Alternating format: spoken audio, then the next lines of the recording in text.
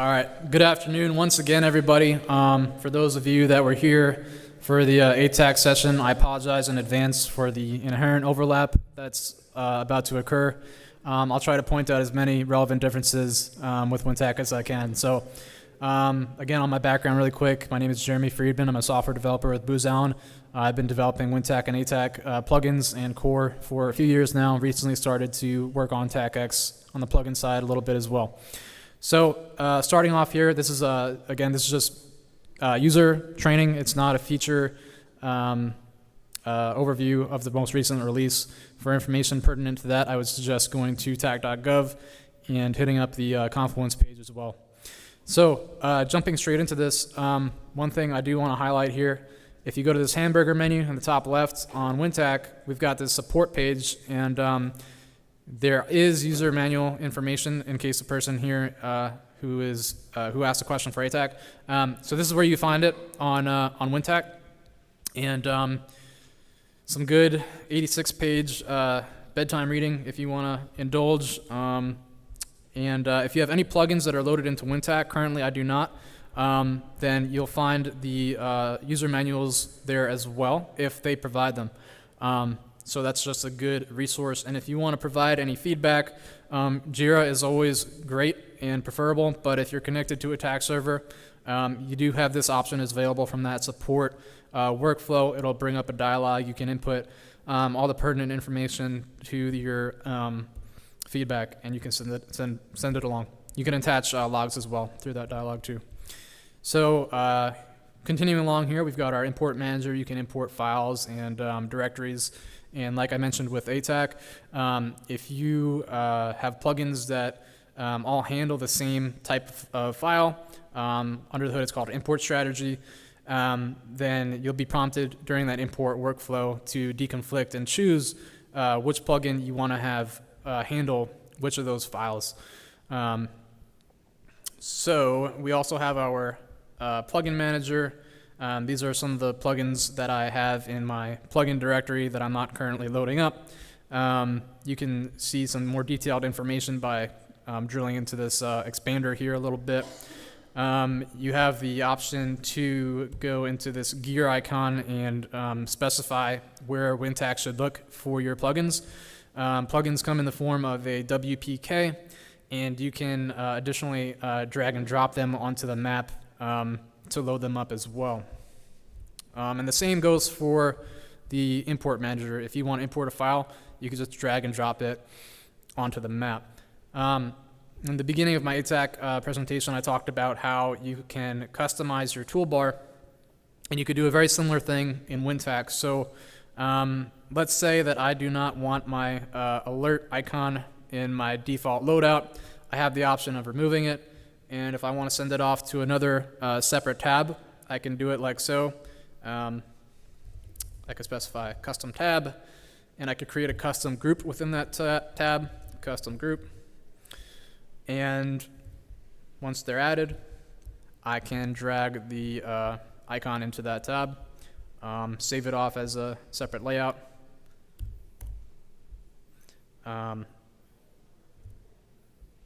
And yeah, so now I've got a custom tab with the alert. It's no longer in the original layout. So I'm going to swap back to my original here.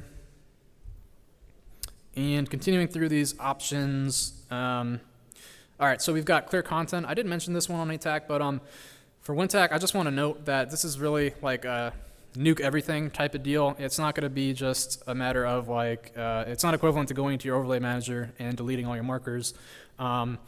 There is state that gets persisted between runs of WinTAK that's not persisted through an overlay. So like, for example, if you quit WinTAK in a manner that's not killing it through the task manager, you will persist the state of the doc panes that you had open, where they were opened and which ones were open. So when you relaunch WinTAK, they'll automatically come back up. So if you do a clear content, that's an example of the type of information that will get wiped out and reset. So just keep that in mind. On WinTAK, a lot of that type of information for any of the power user type of folks out there is going to be located under your app data directory in the WinTAK subdirectory.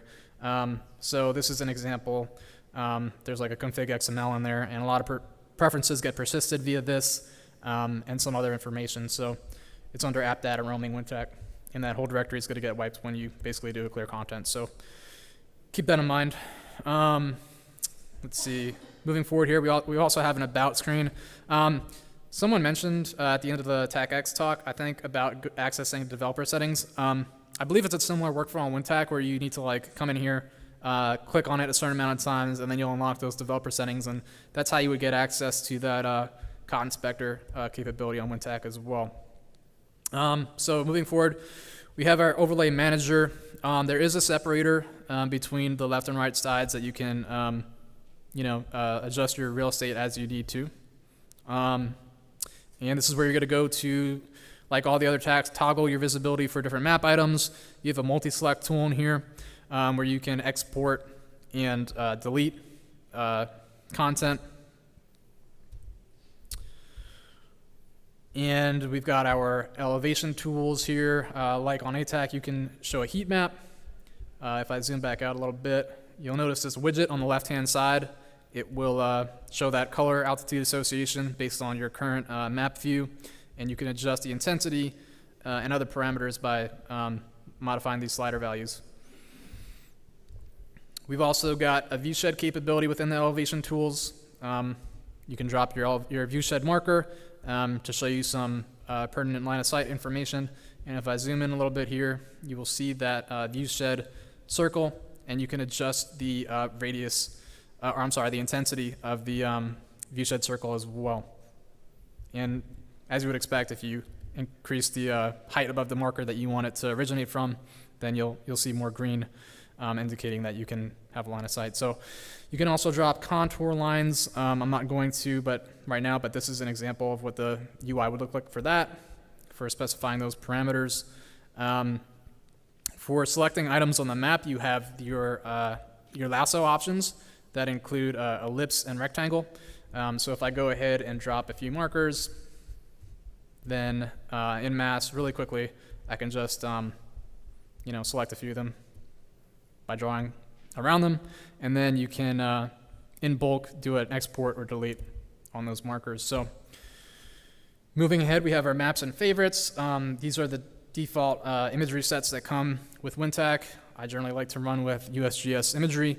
And if you have a specific type of imagery that you are very fond of in a specific location, then you can favorite it by going into the Favorites tab, selecting Add Current View, type in a name, and then if you pan somewhere else and select some other imagery, and then go back to your favorite and tap it, it'll pan to it and select what it was. You can also send this configuration to other users via the send button. And yeah, so for now I'm going to delete it and move on.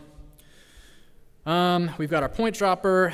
Well, we've got the alert capability too. Let me go ahead and drop a marker for myself because that's where it will originate from. And once you lock these switches, it will broadcast that alert out. You can set the specific alert type from this drop down here like so. And this alert will also show in the bottom left corner as a widget. If you click on it, it'll open up the overlay manager and drill into it. Back to the point dropper on WinTAK.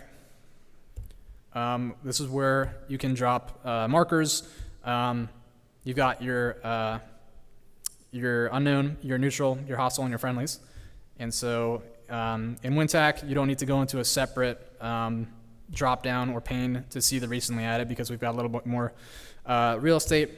So they're all just shown right here. You can, from this UI, send them. You can edit them and delete them.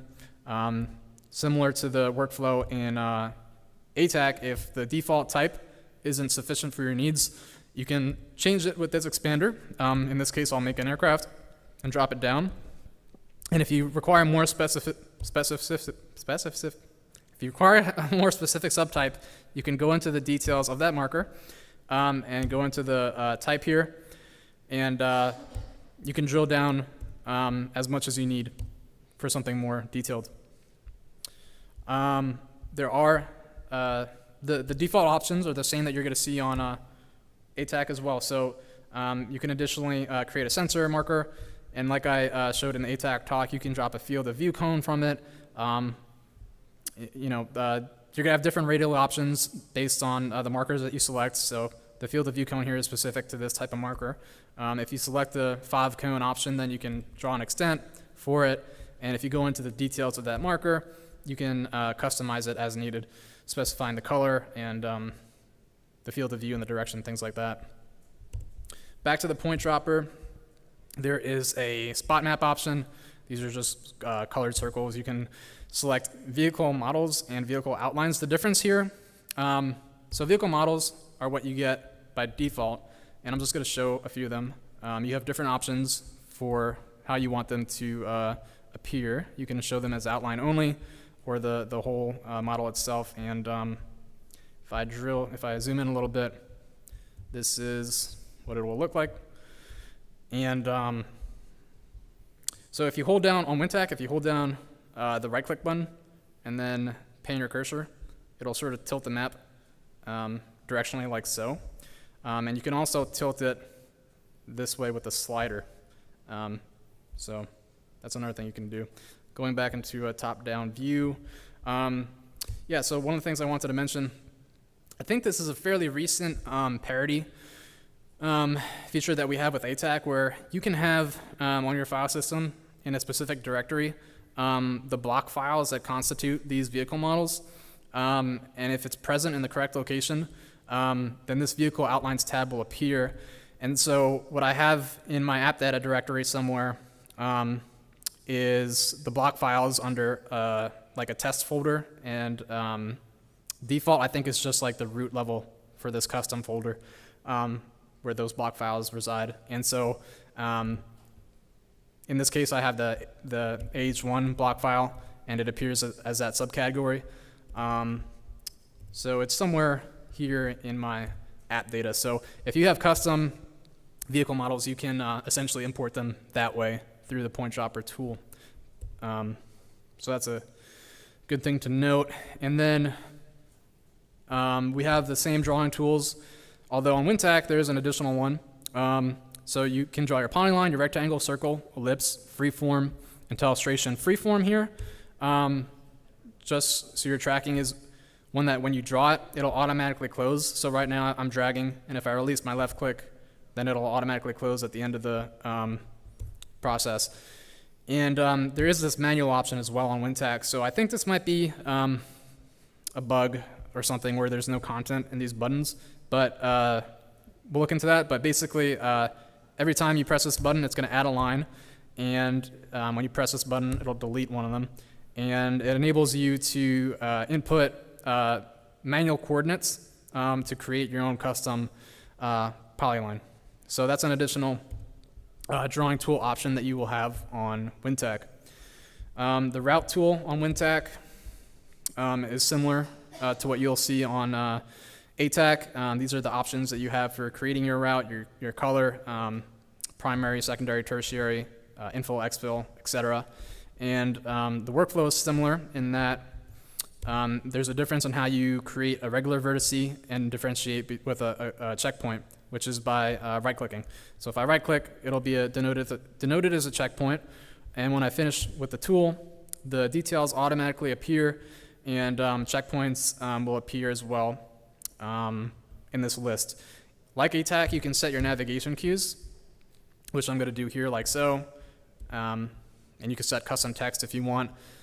This will be relevant when you navigate the route. As you draw closer to the route, you will get hints of those cues.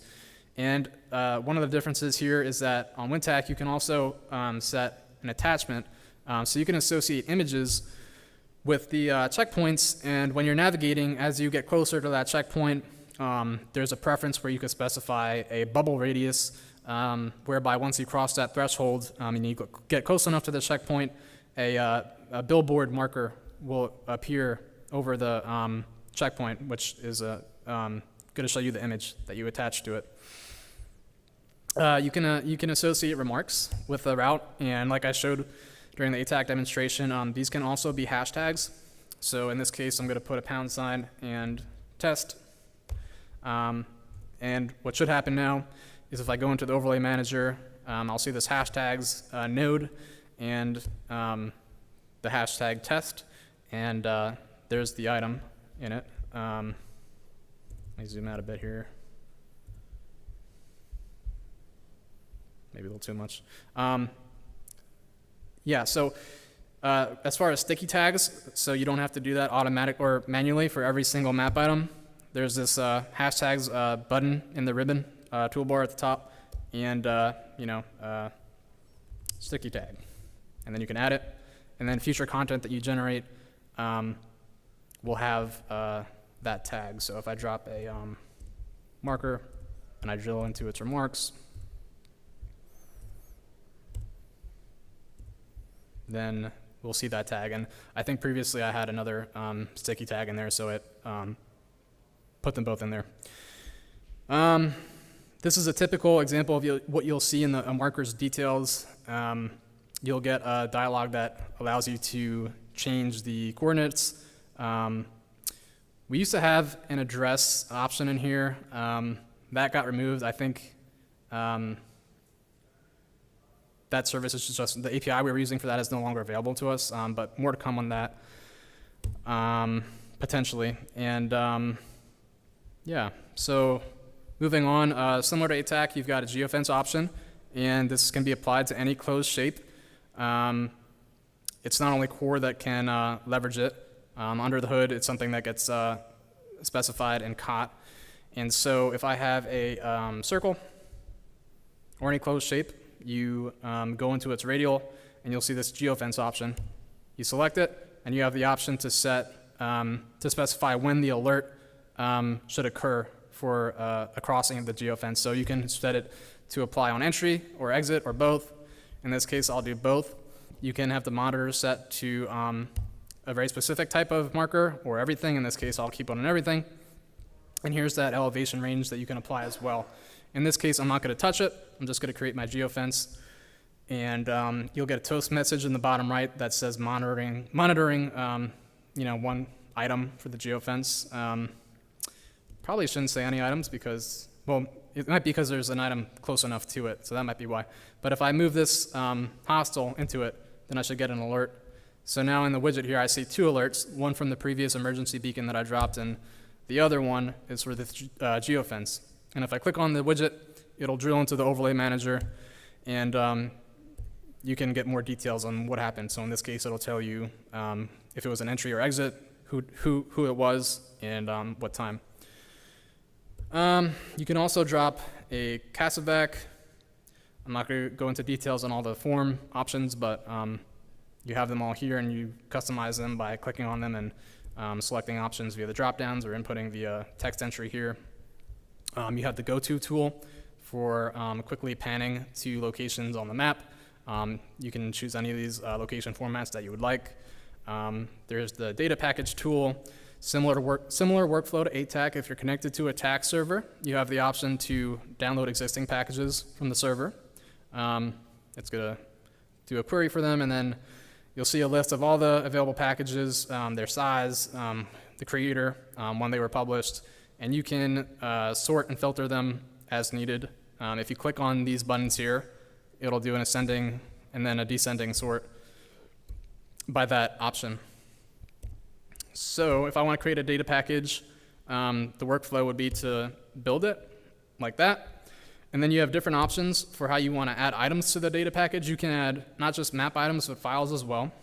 And in this case, I just want to click on this CASEVAC and add it. So that's what I'll do. There we go. Okay. All right. And then you can send that data package off. And you can open your data packages folder if you want to see where they're residing on the file system. In this case, again, they're under app data roaming for WinTAK. There's a data package subdirectory. So I'll go ahead and delete this. And similar to ATAK with the breadcrumbs, you need to explicitly toggle that option for markers that you want to see them for.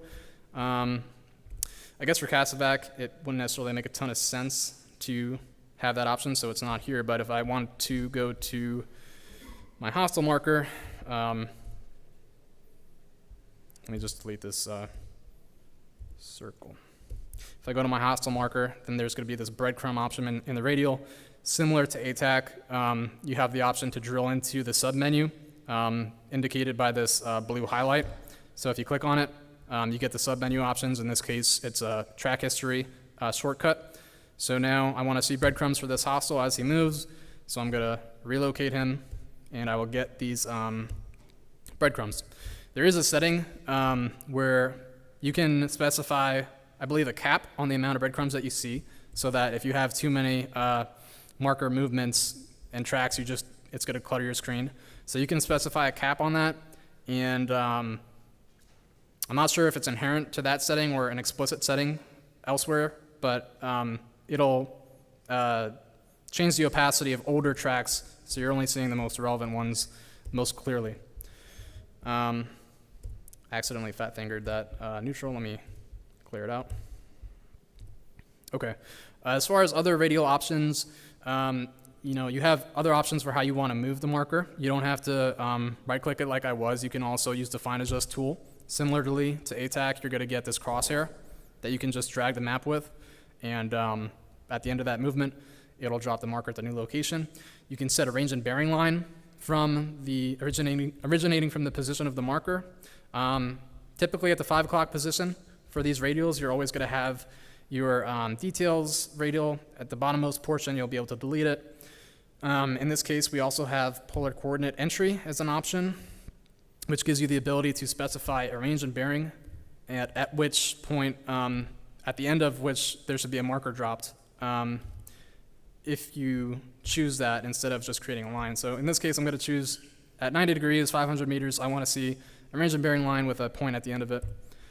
And so if I select that option and I zoom in a bit, then I'll see that's what has occurred. I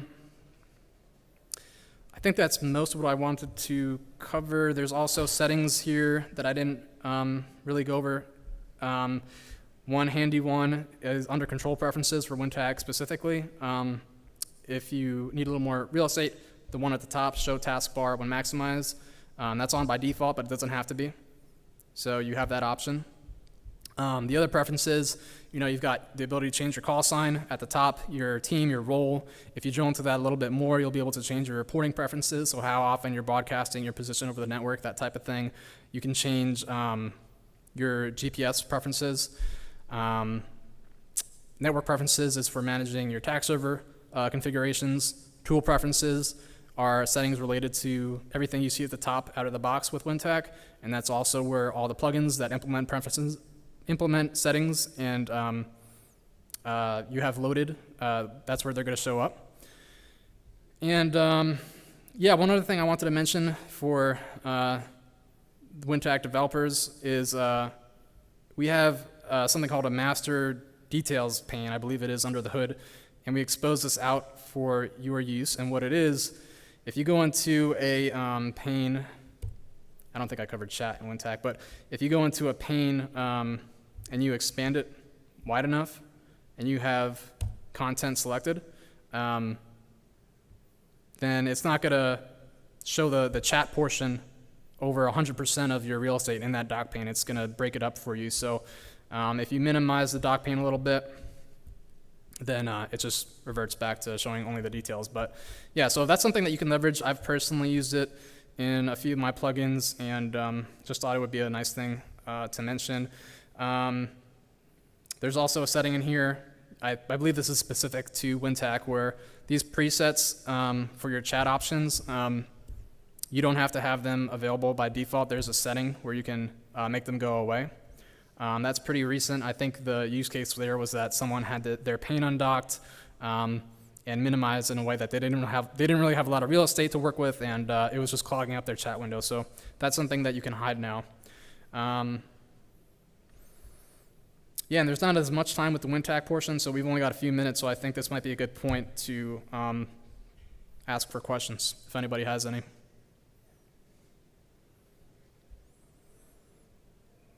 Okay. Well, I appreciate it, and if anything does come to mind, you can always find me on Mattermost.